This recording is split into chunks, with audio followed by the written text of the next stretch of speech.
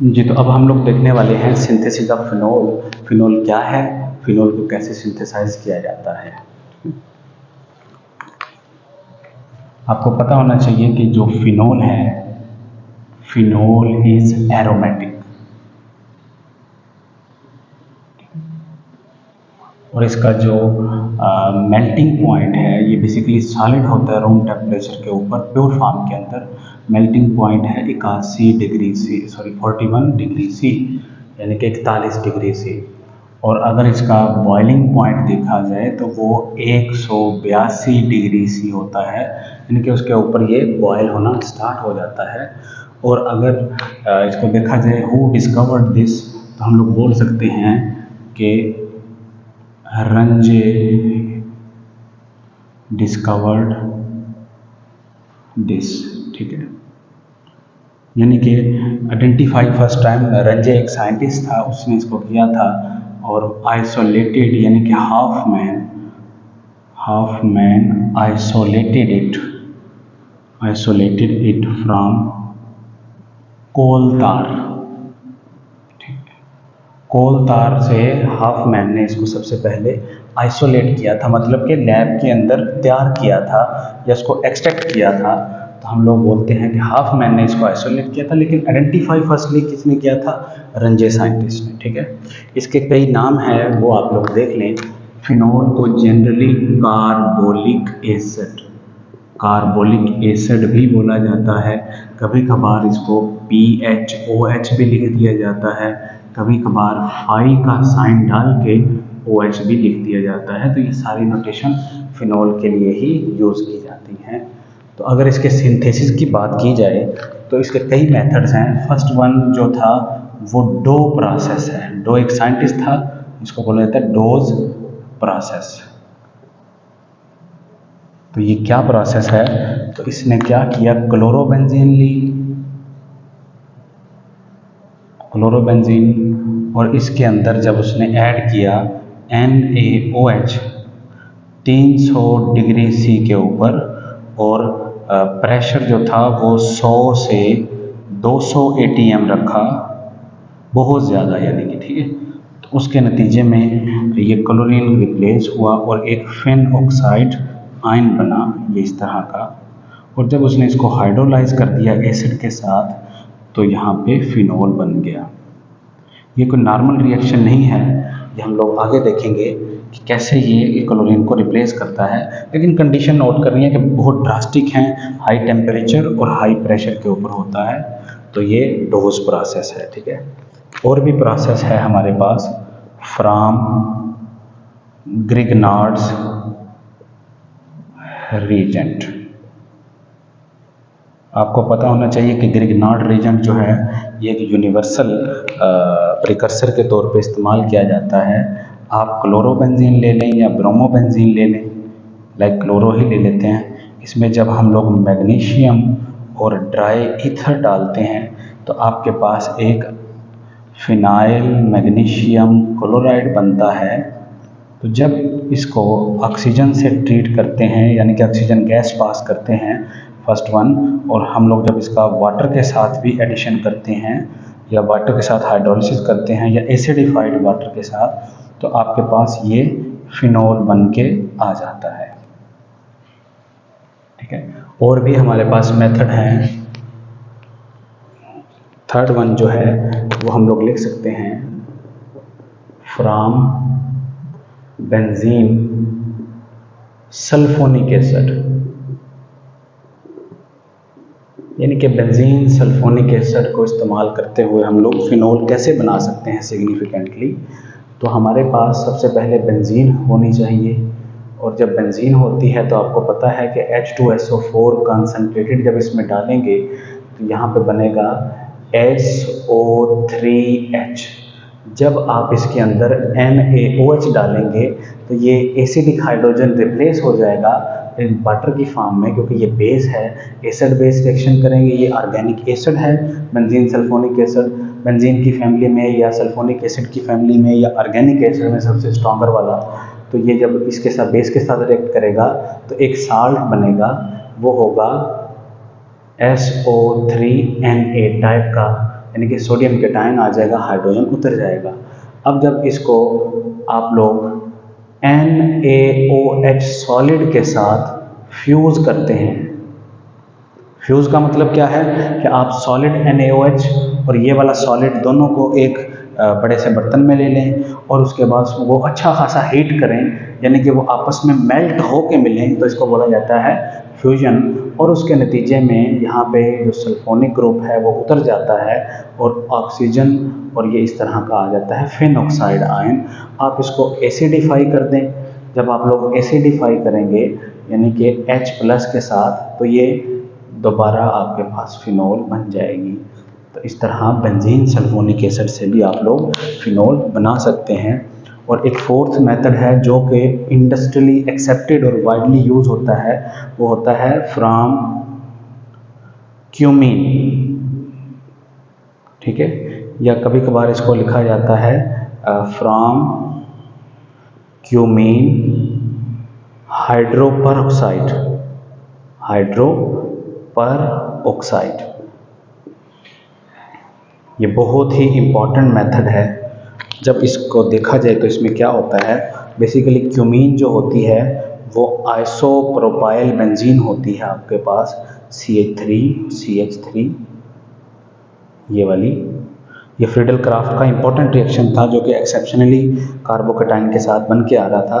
जब आप इसमें ऑक्सीजन गैस पास करते हैं और फॉलोड बाय वाटर करते हैं आप इसमें, तो आपके पास फिनोल बन के आता है प्लस एसीटोन बनता है।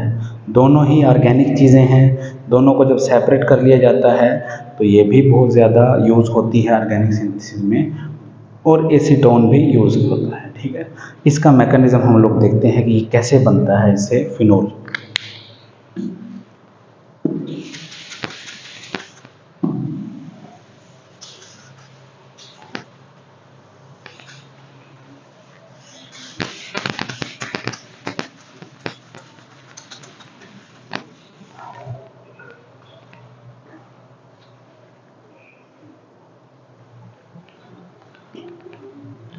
सबसे पहले आपने क्यूमीन ले लेना है, ये CH, या इसको हम लोग इस तरह लिखते हैं CH3, ये CH3, और ये इसको कॉमन नेम इसका क्यूमीन है, और इसका जो IUPAC नेम है वो या आइसोप्रोपाइल बेंजीन बोल सकते हैं।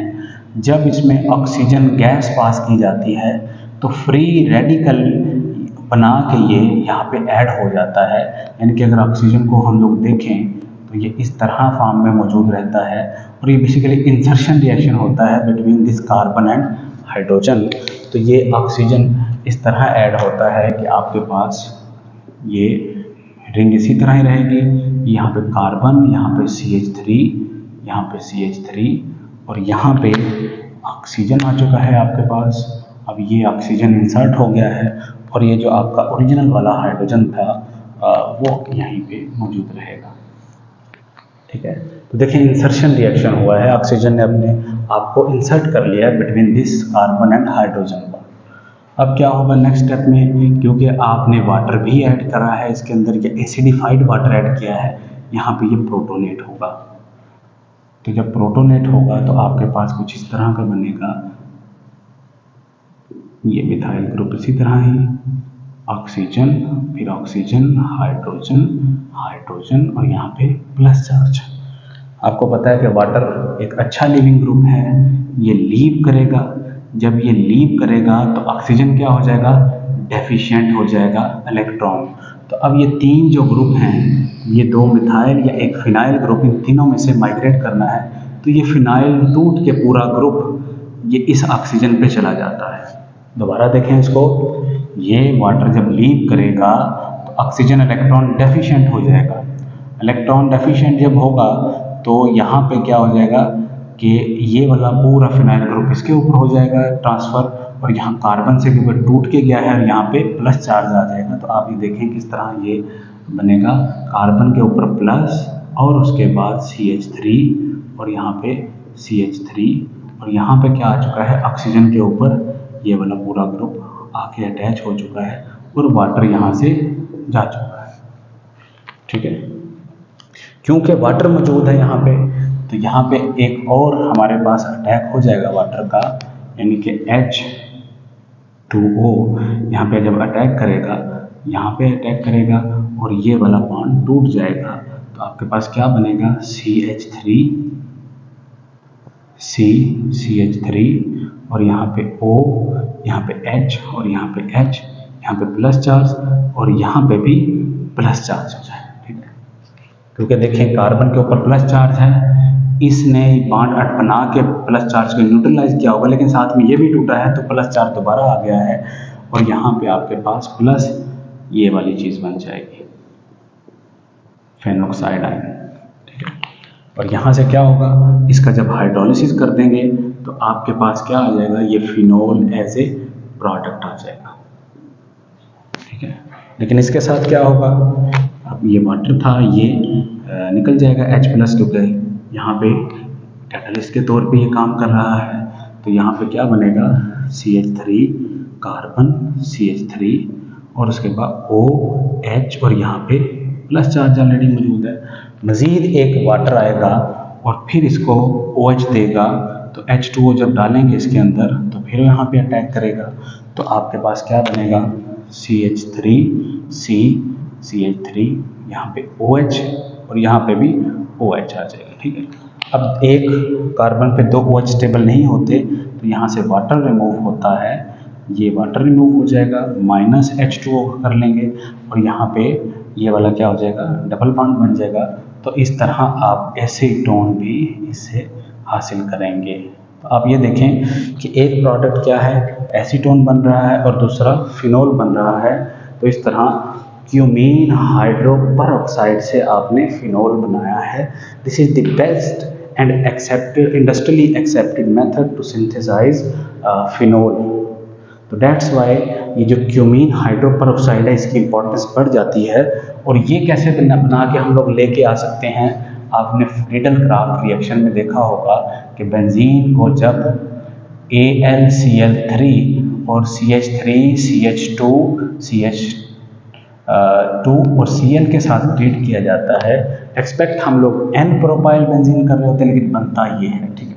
तो फ्रीडल-क्राफ्ट रिएक्शन ही इसकी बेसिकली क्या है कि मेन रूट है जहाँ से ये रिएक्शन और फिनोल तक जाती है। लेकिन अगर क्यूमीन की बात की जाए तो क्यूमीन ये कंपाउंड है,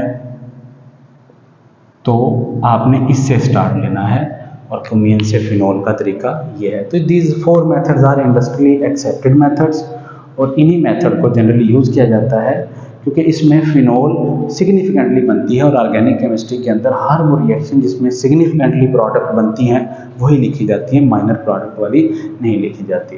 तो आप इसको नोट करें और इसको अच्छे से एक बार ट्राई करें।